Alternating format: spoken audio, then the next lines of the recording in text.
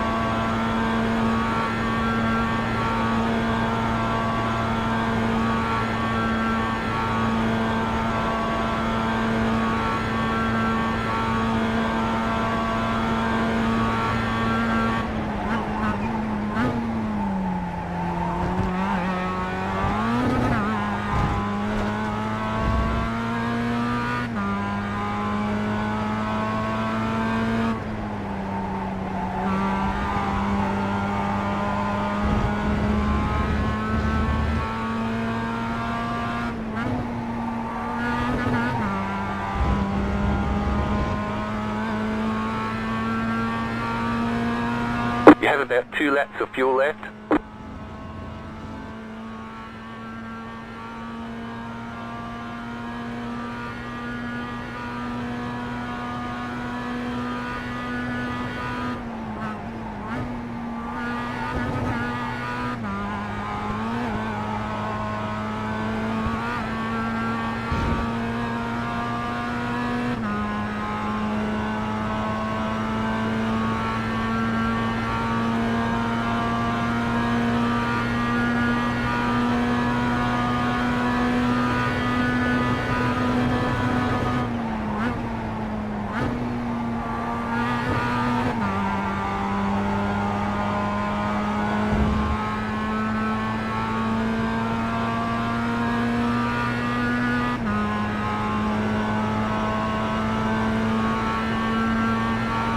That was your fastest lap of the session.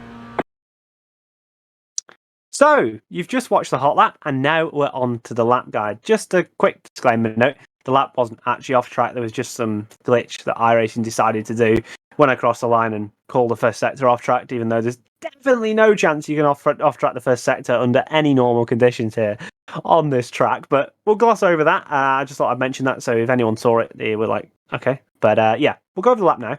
So to start this lap, as you can see, starting very, very wide.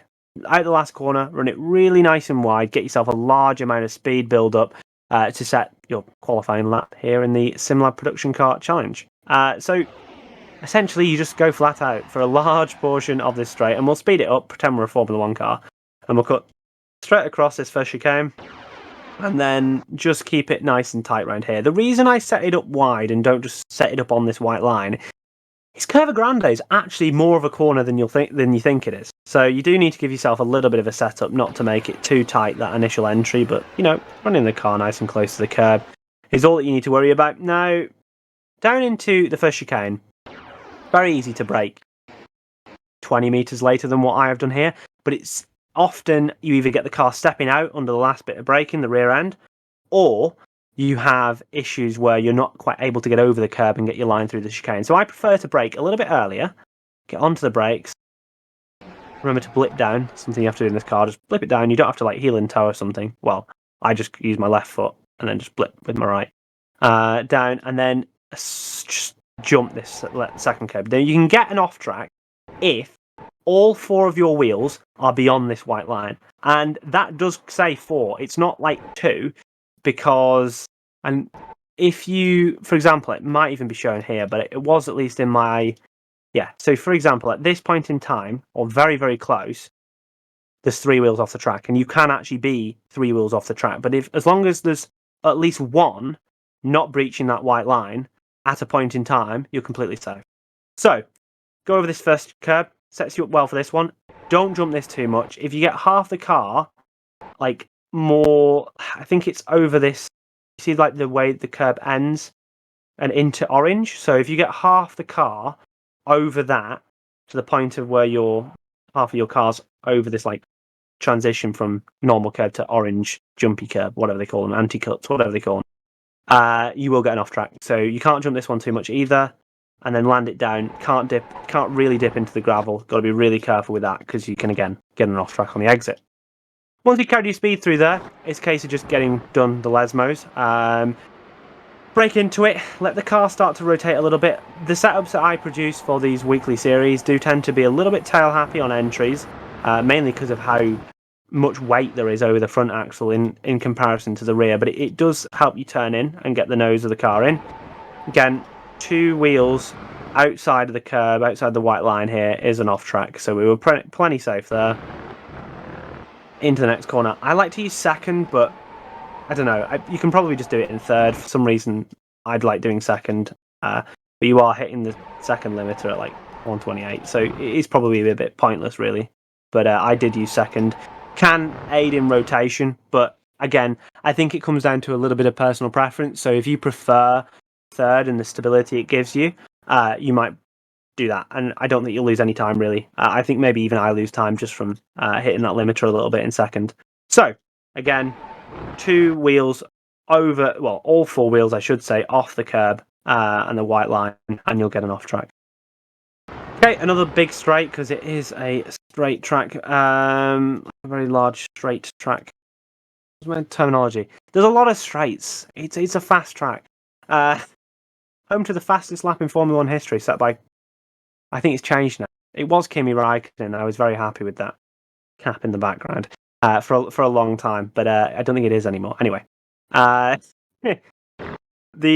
use this curb here to shorten your distance down into Ascari.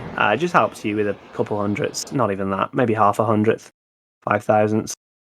Down into Ascari again. I think braking early is good, and I also think not attacking the curbs too much is good as well, because it just keeps more ability to drive out the corner and keep that momentum going, because these cars are always massively momentum based.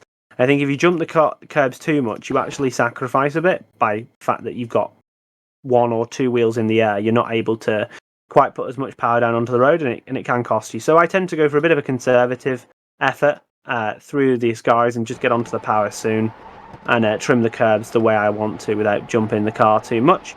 You're never really at a massive risk of an off-track other than on the inside curbs. My mouse is deciding to fall off. But yeah, so off-track risk is here, half a car over this inside little edge.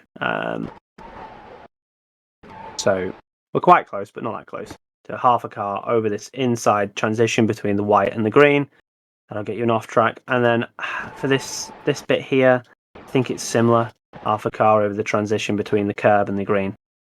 Or maybe it's actually 4 wheels inside the white line. But either or, just don't cut too much of it. You don't need to. It's not worth it. Especially at that last corner of Ascari. I think it's just all called Ascari. I'm sure it's not like Radion and Eau Rouge where everyone always gets them mixed up. Maybe I've got it mixed up. But we've come to another straight. And we're into our final corner. Now, I believe it isn't called Parabolica anymore, but I'm going to call it for Parabolica because we all know its real name is Parabolica. I keep it in 4th, get it downshifted, and get onto the power early. I think you can carry a bit more than I did here. However, I am conscious that I want to get to the power early to benefit our exit, and I don't want to run too wide out here because, you know, if you fall outside this white line with 4 wheels, you will get an off-track. Pull it nice and close to this line, and you can cut straight across this kind of pit entry area here. Shortcut your way to the line, and that'll give you the fastest time possible here at Monza without the first chicane. Well, that is a lap guide for week number 9 here in the Mazda MX-5 at Monza without first chicane. I hope you enjoyed it. Like as always, like I say, leave anything in the comments. I'll try and read them and give any feedback that I have or any answers to your questions. Remember, the link to the Discord is in the description along with the website where we publish all of our setups and other tips and tricks, data and stuff in there for ACC and iRacing. And yeah, like I say, if you've enjoyed the video, please do like it. It helps us out massively. And hit that big, beautiful red subscribe button if you haven't done already. But I will see you back again in the SimLab Production Car Challenge for week number 10. But until next time,